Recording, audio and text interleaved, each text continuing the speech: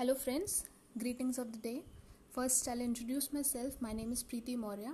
Today we are going to read about a poem called Dust of Snow, written by a very well-known poet called Robert Frost. This poem is from your NCERT book, First Flight. Let's have a look at the poem.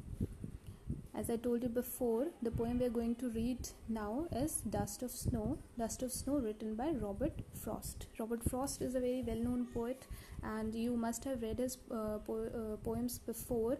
For example, The Road Not Taken. I hope you remember, we read it in class 9. Let's have a look at the poem. This. The way a crow shook down on me, the dust of snow from a hemlock tree. A crow here is the subject, and the poet is saying that there's a crow और वो पेड़ पर बैठा है और उसने कुछ movement किया. वो मूवमेंट अभी भी अननोन है, वो क्या मूवमेंट था, बट उसने कुछ मूवमेंट किया जिसकी वजह से जो स्नो है, जो स्नो डस्ट है, वो पोएट के ऊपर गिर गई. From a hemlock tree. It is very important, this line is very important. Hemlock tree, crow, dust, all these things symbolizes something. वो हम अभी देखेंगे कि ये क्या symbolize कर रहा है. See, this is a symbolic poem which means that there is a hidden meaning and theme in it. एक hidden meaning है, एक theme है जिसे हमें ढूंढ के बाहर निकालना है. फर्स्ट रीडिंग में आप ये नहीं समझ पाओगे कि वो हिडन मीनिंग क्या है, वो थीम क्या है. मैं आपको बताती हूँ. I'll tell you. The first stanza, the poet is talking about 3 subjects: the crow, snow, and hemlock tree. Now we all know that a crow is usually perceived as an omen. Omen यानी कि एक अपशगुन होता है. एक तो वो black colour का है. ब्लैक कलर हम मानते हैं, ऐसा माना जाता है यूजुअली कि एक इल ओमेन होता है ब्लैक कलर. जैसे कि अगर मैं आपको एक एग्जांपल दूं कि मैंने बोला कि there is a cat, black cat crossing the street. क्या आप वो स्ट्रीट क्रॉस करोगे? कुछ बोलेंगे हाँ हम करेंगे because we don't believe in such superstitions, but कुछ लोग होते हैं जो फिर भी इसको बिलीव करते हैं, इस ओमेन में बिलीव रखते हैं, इल ओमेन में बिलीव रखते हैं.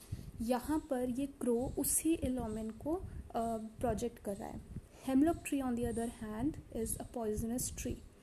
देखो, एक ऐसा पॉइजनस ट्री है विच leads to health complications if we consume any part of this tree.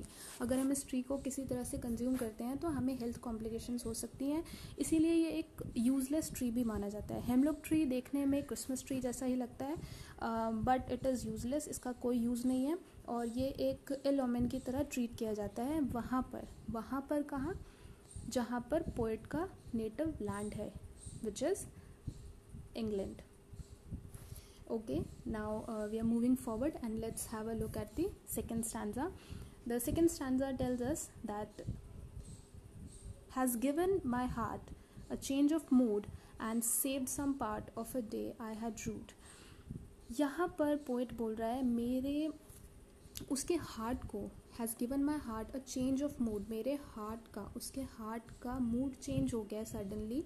इस जो ऊपर जो मूवमेंट हुई है, इस मूवमेंट से उनका मूड चेंज हो गया है और इस चेंज ऑफ मूड की वजह से उसका जो बाकी का दिन है वो बच गया. I tell you the difficult words here. I know you must have something to ask. This word rued means regret. It means to regret something. You are regretting means आपको अफसोस हो रहा है, आपको अच्छा नहीं लग रहा, कोई भी चीज़ आपके साथ हुई है, आपने पूरा. यहाँ पर पोएट ये बोल रहा है कि उसने अपना पूरा दिन स्पेंड कर दिया. He was sad, he was in a gloomy mood, but suddenly एक ऐसी चीज़ हुई जिससे उसका मूड चेंज हो गया और अब उसे ये लग रहा है कि उसने बाकी का दिन अपना जो है वो रिग्रेट, पूरा दिन वेस्ट करके अब वो रिग्रेट कर रहा है. Here the poet has started talking about himself and it appears as he was in a gloomy mood initially, but there was a sudden change caused by the dust of snow. ये जो dust of snow है उसकी वजह से उसके mood में एक change आया है. He feels cheered up. अब वो एक cheer up सी फीलिंग उसके अंदर आ गई है. He added that his day was saved after this action. उसे पता है कि उसका ये जो दिन है वो इस एक्शन से सेव हो गया है. Now we'll have a look at the literary devices. अब हम थोड़े से लिटरेरी डिवाइसेस देख लेते हैं. कि वो क्या होते हैं. लिटरेरी डिवाइसेस, हम लोगों ने पढ़ रखा है what alliteration is and what metaphor are. Alliteration हम कहते हैं उसे जिसमें हमारे पास कॉन्सोनेंट्स का रिपीटेड साउंड होता है. कॉन्सोनेंट्स साउंड रिपीट हो रहे होते हैं. I am saying it again, सिर्फ साउंड का रिपीटेशन होता है. In the first instance, has and heart. This is the alliteration. This makes its entry into this device, literary device alliteration. The second one is saved some part. Saved and some part, इसमें s जो है वो हमारा alliteration, इस यहाँ पर alliteration बना रहा है. उसके बाद we have metaphor. Metaphor means when we compare two things, two unlike things, जो कि यहाँ पर पोइट ने किया है. यहाँ पर उन्होंने स्नोफ्लेक्स को डस्ट के साथ कंपेयर किया है. So this comparison makes a literary device called metaphor. अगर आपने ये समझ लिया हो तो हम नेक्स्ट आगे बढ़ते हैं थीम्स पर.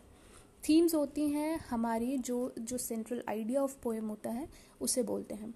लैंडस्केप ऑफ इंग्लिश, यहाँ पर लैंडस्केप दिखाया गया है कि बहुत एक्सट्रीम विंटर है, ठीक है, और पोएट एक ग्लूमी मूड में उस विंटर मॉर्निंग में वहाँ पर खड़ा है और इतनी स्नो है कि जैसे ही क्रो के हल्की सी मूवमेंट से वो स्नो जो है वो डस्ट होकर पोएट पर आ रही है. लैंडस्केप दिखाया है यहाँ पर इंग्लैंड का, इंग्लैंड जो कि पोएट का नेटिव लैंड है. देन सिम्बलिज्म हमने ऑलरेडी पढ़ लिया है. It's very subtle and hard to catch here. Symbolism यहाँ पर हमारा क्रो है, हेमलॉक ट्री है एंड स्नो है, डस्ट है यहाँ पर हमारा सिम्बलिज्म. उसके बाद आगे बढ़ते हैं. How to write analysis of this poem. See, students, this is very important for you to write an analysis of every poem you read. Because अगर आपने एक बार analysis लिखना सीख लिया कि आप analysis कैसे लिखोगे तो आपको poems को लेकर कोई किसी तरह की टेंशन लेने की ज़रूरत नहीं है. एक बार एक बच्चे को एनालिसिस लिखना आ गया पोएम का तो उसके बाद वो उस पोएम को बहुत अच्छे से उसमें बहुत अच्छे मार्क्स स्कोर कर सकता है. How to write analysis. इस एनालिसिस में हमारे पास कुछ पॉइंट्स हैं जो हमें ध्यान में रखने हैं. First is theme of the poem. देखो, थीम जो होता है पोएम का वो बहुत ही इम्पॉर्टेंट होता है. जो सेंट्रल आइडिया होता है पोएट का किसी भी पोएम को लिखने के पीछे वो हमें उसमें लिखना पड़ता है. So this is the theme of the poem. Now central idea and theme बहुत ही these two words are close to each other, but still there is a difference between central idea and theme. Theme में you can write that the poet is trying to distract himself from something unusual, something which people perceive to be ill-omen, but for him it is something like a distraction. Okay, and mood here, shift of mood is very important. This can be taken as the central idea of the poem, how the mood of this poet shifts from one thing to another.